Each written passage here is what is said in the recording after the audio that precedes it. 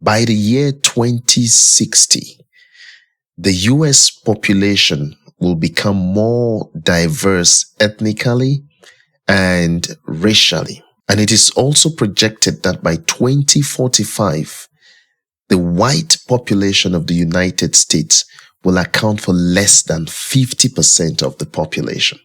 So it begins to make me wonder, what is the hidden agenda behind reversing the birthright citizenship, a commitment that the 14th Amendment guaranteed? Hello, welcome to All Things Immigrants and Society podcast. Let's break barriers, change the narrative, and navigate this path together. You're not alone. I'm your host, Dr. Iwu.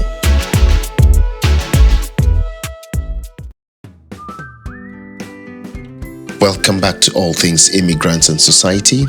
I'm your host, Dr. Iwu. And today we're taking a deep dive into a topic that is as controversial as it is urgent in the United States today. Today we're talking about mass deportation.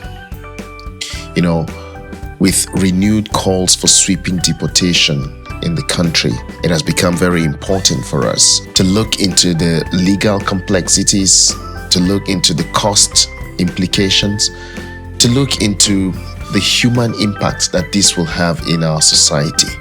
It is very important that you understand what this means for you as a taxpayer.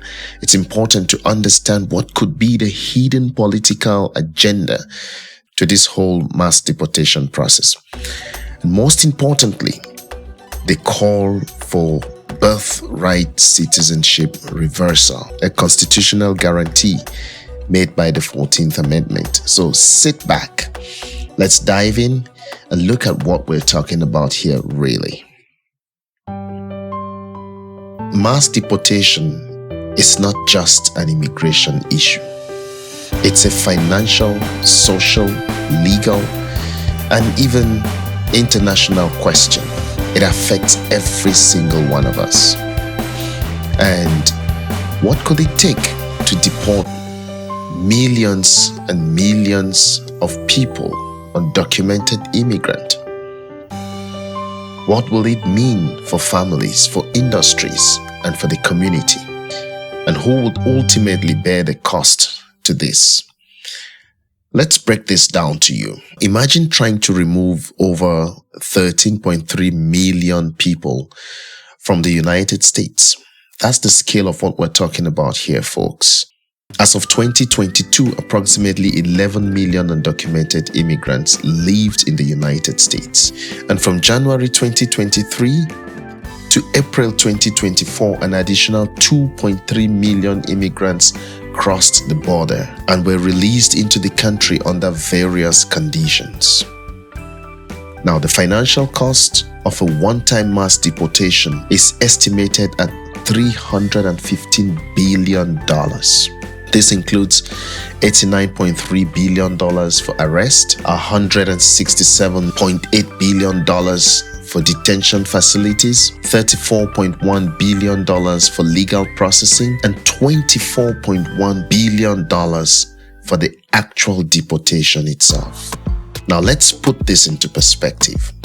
The $315 billion price tag is nearly 4 times NASA's annual budget. And this could fund the construction of 2.9 million new homes in the United States. It can also pay for full college tuition for over 4.3 million people living in the United States. Now, let's say deportations were carried out at the rate of 1 million per year.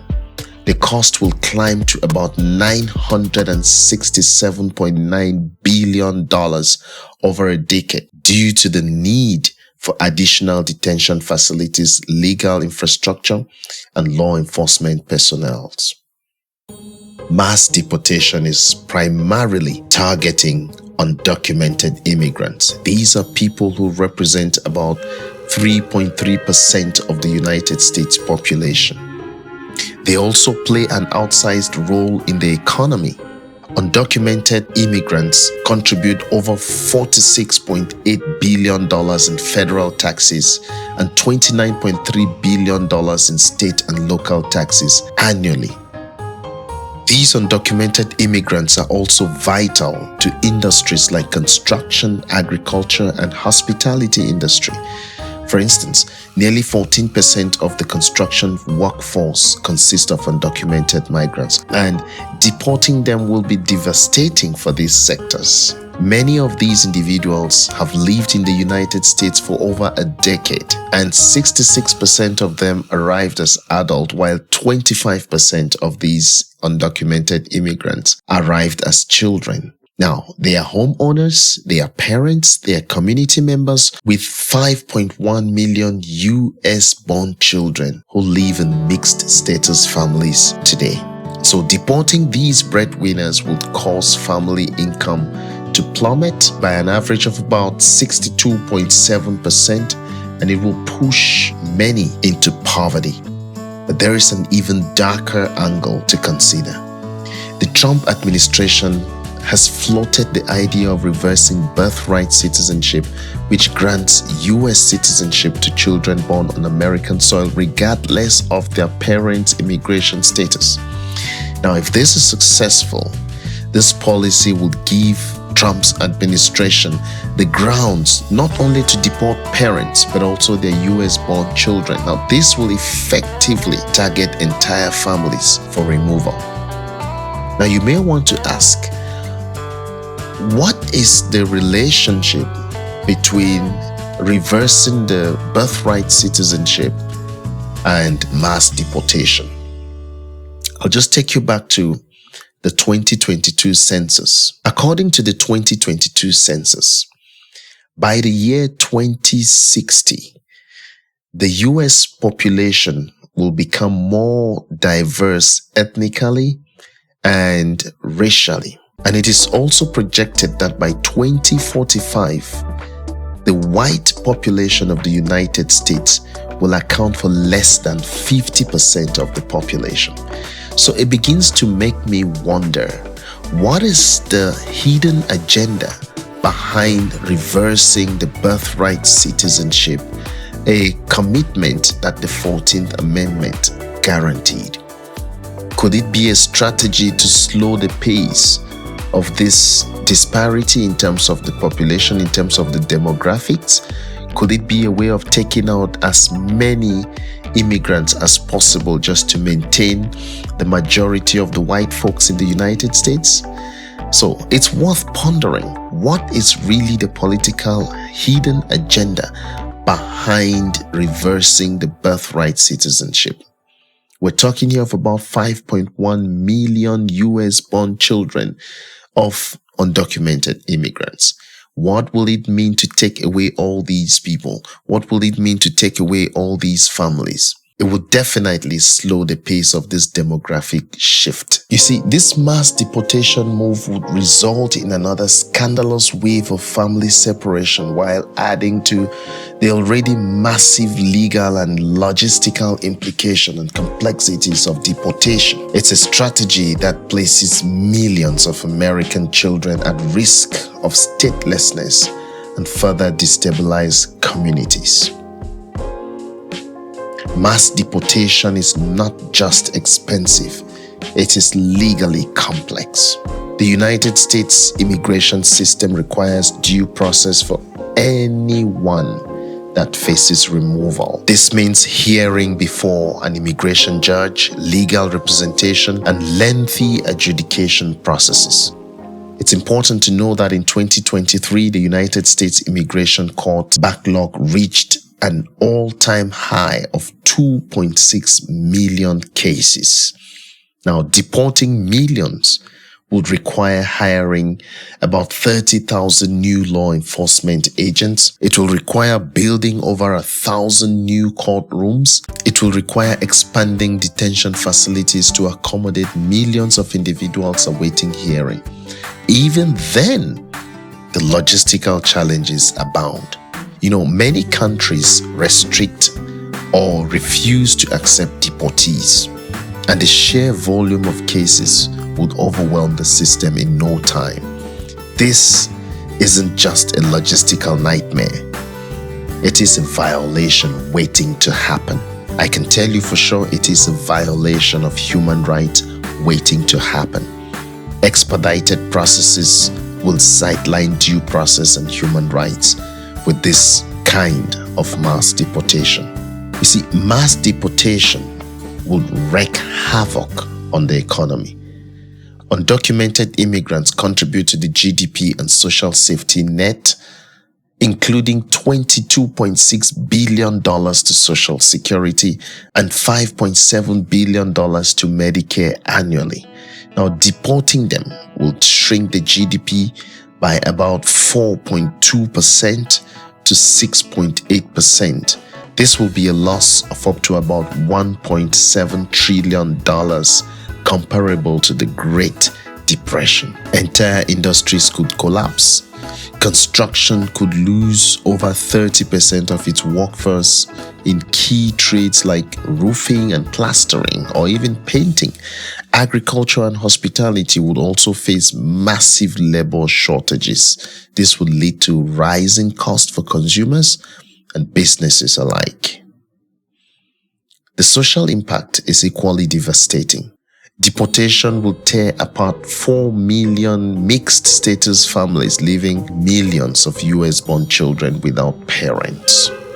The resulting emotional and financial toll will ripple through communities. It will create a generation of trauma and instability. Now let's step back a little and ask, what does mass deportation truly achieve? Advocates argue that it restores law and order, but at what cost? The financial burden falls on you, the taxpayers. It falls on us, while the economic and social fallout destabilizes our entire communities. Moreover, mass deportation reinforces an outdated narrative that conflates immigration with criminality. Research consistently shows that immigrants, including undocumented immigrants, are less likely to commit crimes than native-born citizens. And so this call for mass deportation isn't just about public safety. It is about fear. It is about rhetoric. It is about political posturing. Mass deportation also raises questions about international law and the United States' commitment to justice, to human rights, and international convention. The principle of sovereignty gives states the right to control their borders, but human rights obligations demand compassion and fairness, and it demands that states should uphold human rights for immigrants or for migrants. So, deporting millions without addressing the root causes of migration, poverty, violence, climate change, only perpetuates a cycle of displacement. And when we talk about addressing the root causes here, it's important to take note that most of these third world countries have been left economically handicapped because of big guns, because of big corporates that operate in these countries, and these corporates come from first world countries. Talk about climate pollution. A lot of the pollution that we see in these third world countries are caused by big corporates who reside in first world countries. Now, because they do have the financial muscle to mitigate some of this climate havoc, it pushes the burden on the third world countries. And when this happens, the citizens of these third world countries have no choice than to start moving northwards.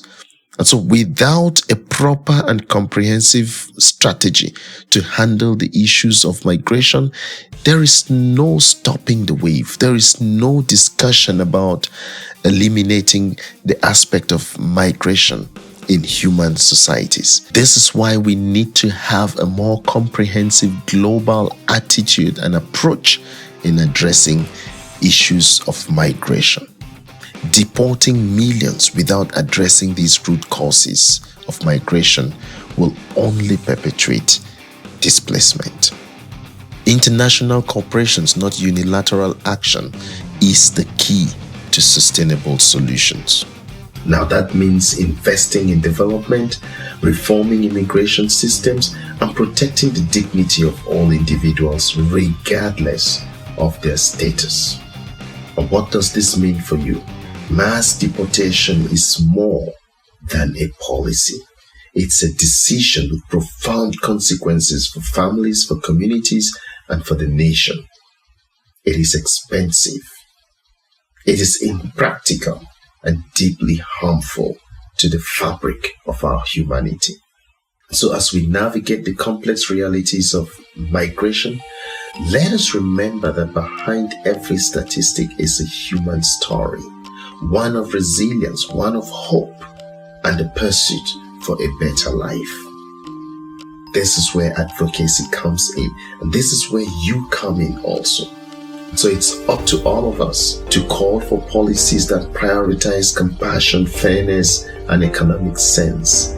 Policies that uphold human dignity and compassion. Policies that uphold human rights. Support organizations that provide legal aid to immigrants. Educate yourself and educate others about these issues. Demand accountability from your leaders. Together we can fight for a future rooted in justice and humanity. Thank you for joining me today on All Things Immigrants and Society. If this episode resonated with you, please share it, leave a comment, and join the conversation. Together we can advocate for policies rooted in compassion, fairness, and justice. Until next time, this is Dr. Ewo reminding you that immigration isn't just about borders. It is about people, it is about dreams, it is about our shared human journey.